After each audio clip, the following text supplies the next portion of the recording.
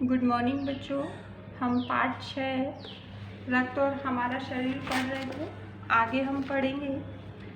दीदी बोली, सफ़ेद कण हम वास्तव में हमारे शरीर के वीर सिपाही है। यानी जो ब्लड में, जो रक्त में सफ़ेद कण पाए जाते हैं वो हमारे शरीर के क्या है? वीर सिपाही। जब रोगाणु शरीर पर धावा बोलने की कोशिश करते हैं तो सफ़ेद कण उनसे डटकर मुकाबला करते हैं। जहाँ तक संभव हो पाता है रोगाणुओं को भीतर घर नहीं करने देते। यानी जो सफ़ेद कण है वो क्या करते हैं?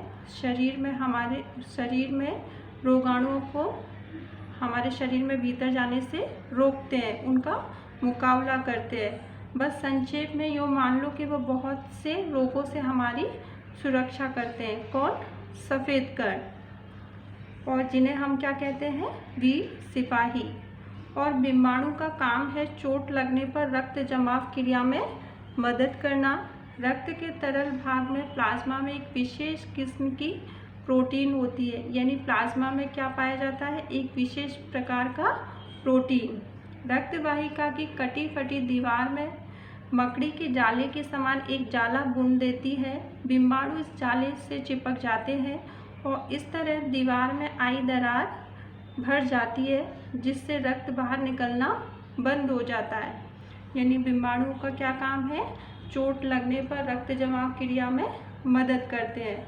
अनिल बोला, दीदी लेकिन घाव गहरा हो तब तो खून बहता ही चला जाता है। अनिल ने क्या प्रश्न किया दीदी से कि जब चोट हमें हल्की फुल्की चोट लगती है तो उससे ब्लड इतना नहीं बहता, अगर चोट हमें ज़्यादा लगती है, गहरी होती है घाव हमारा, तो खून निकलना बंद नहीं होता। तो ऐसी स्थिति में हमें क्या करना चाहिए?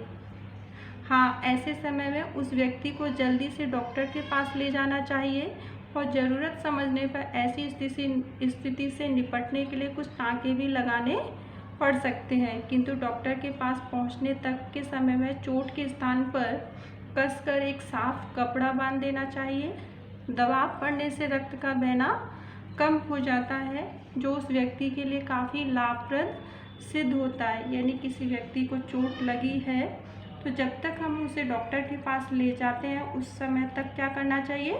एक साफ कपड़ा उस चोट पर कसकर बांध देना चाहिए, जिससे ब्लड का बहना कम हो जाए।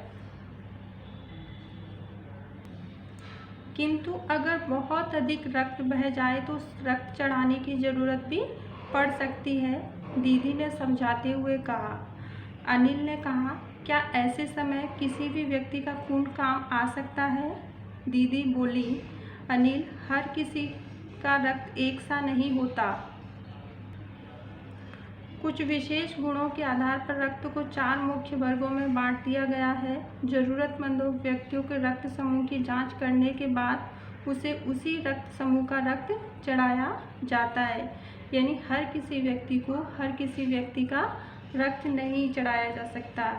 यानी रक्त को या ब्लड को ग्रुप में डिवाइड कर दिया जाता है, विभाजित कर दिया जाता है। जैसे कोई ए ग्रुप का व्यक्ति है, कोई बी पॉजिटिव है, कोई ओ पॉजिटिव है, तो जिस ब्लड ग्रुप का वो व्यक्ति है उसे उसी ब्लड ग्रुप का ब्लड दिया जाएगा। हर किसी व्यक्ति को कोई खून नहीं दे सकता।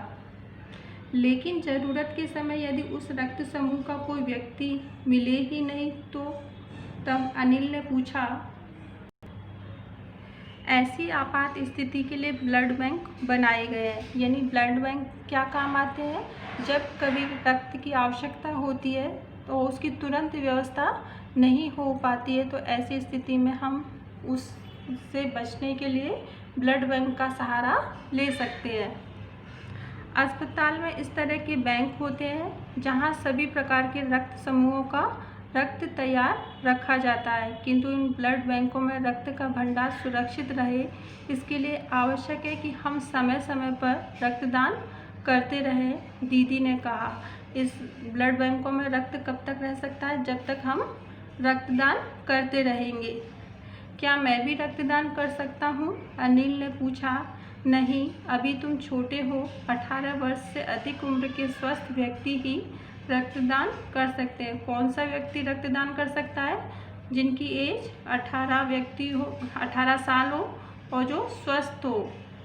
ऐसे समय में उनसे लगभग 300 मिलीलीटर रक्त लिया जा सकता है। यानी एक व्यक्ति कितना मिलीलीटर ब्लड दे सकता है? 300 ml।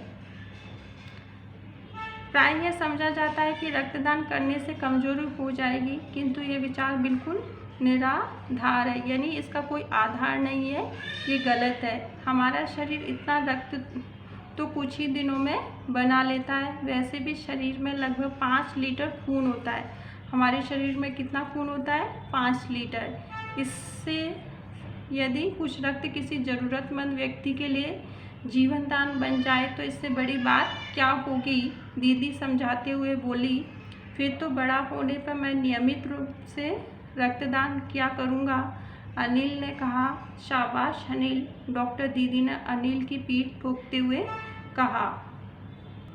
अर्थात किसी व्यक्ति की जान बचाने के लिए हमें क्या करना चाहिए? रक्तदान अवश्य ही करना चाहिए।